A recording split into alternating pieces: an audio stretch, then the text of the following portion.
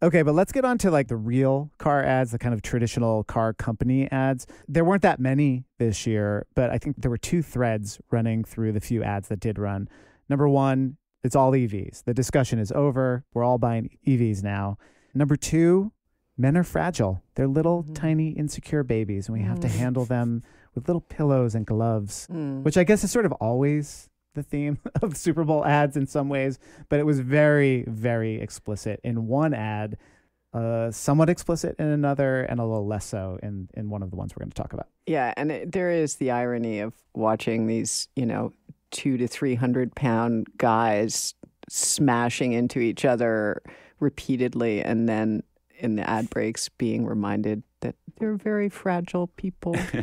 Anyway, but yes, let's get started with the EV angle. Yeah. This was our buddy Will Ferrell, right? Right. So you may remember 2 years ago, there was the Will Ferrell Norway ad where basically the premise is Norway is beating the U.S. at EVs. And we can't let that happen because America is the best. And we're going to tell the world that we're the best. Will Ferrell is back. And that was a funny ad 2 years. That was like a favorite. That was a great ad. Yeah. It was solid. really, I mean, who doesn't love Will Ferrell? He's just like Will Ferrell being goofy. I think we said Will Ferrell being goofy is worth your $6 million ad buy. And yet this year. So this year, the premise of this ad, it was a tie-in. It was GM and Netflix. The title of the ad is called Why Not an EV? And basically the premise of this ad, it's really weird because it's an ad for product placement on streaming series that don't run ads. So basically the idea was, hey, you're going to see lots of EVs in Netflix shows. General Motors is going electric. We start off here with Will Ferrell. He's sitting inside of a truck, and there's a horde of zombies. So if you're going to get swarmed by an army of the dead, why not get swarmed in an EV? No. He gets bitten. No biting. Or if you're being voluntarily kidnapped, why not be kidnapped in an EV? It's all just switching from show to show. Now, should they add EVs everywhere? Suddenly, Will Ferrell is in Bridgerton. They shan't. Is it shallant or shan't? It's neither. What about here, Erica? You're ruining the show, you idiot. What do you mean? It's me, Dusty. You're not. Now Will Ferrell is in Stranger Things. Tammy, wait! Later, loser. Now he's in a giant GM Hummer, and a bride is running into the back of his vehicle. Should have gone with Brad. Yeah, Brad. Are you serious? Why not make more of those cars electric? They're all in green suits, Squid Games. It's the least they can do. He's a zombie again. Gordon, you kill me. I mean, you literally did kill me. You know what? I'm glad you bit me too. What I love about the way this ad finishes is Will Ferrell is driving his GM truck through the zombie hellscape of a destroyed city with text on the screen that says, "Let's give EVs the stage they deserve." It's perfect. It is perfect. I mean, that's Las Vegas. The premise of that Netflix movie is that basically Las Vegas has been destroyed by zombies and it's kind of walled off, and like a ragtag crew has to go in and get some money out, like Ocean's 11 meets The Walking Dead.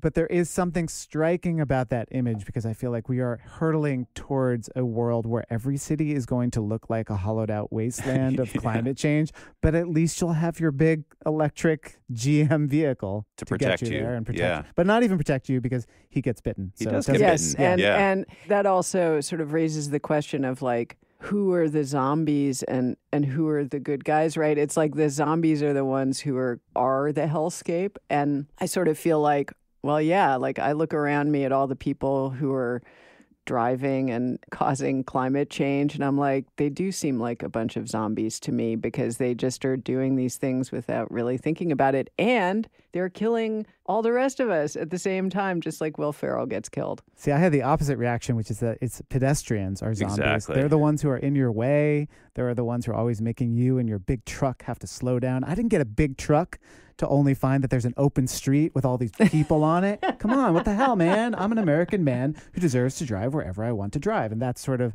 I know it's a tie into a show and there's like not that level of like deep thought put into sort of like what this means.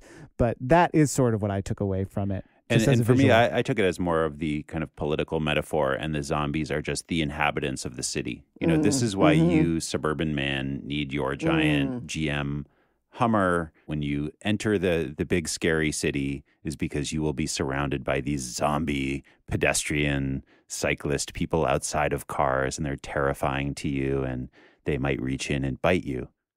which I could do that at I was times. going to say. But I did think it was kind of funny that he gets bitten because not even this giant truck. Like, Right. like, there's no better symbol for like how useless a giant truck is than like you forgot to roll up the window, you know? So yeah. Look at this scene of like ruined urban buildings and pedestrians surrounding the truck. And it really is like a Tucker Carlson hellscape scenario Yeah, where the city is it's, just the scary thing. Pretty It's much. true. You're right. I guess I was just like projecting onto it, and that's There's many the, interpretations that's here. the beauty. It's of, art. It's art. You can interpret however you want. The artist is not here to tell us what he created. Yeah. Zack Snyder, come on the podcast.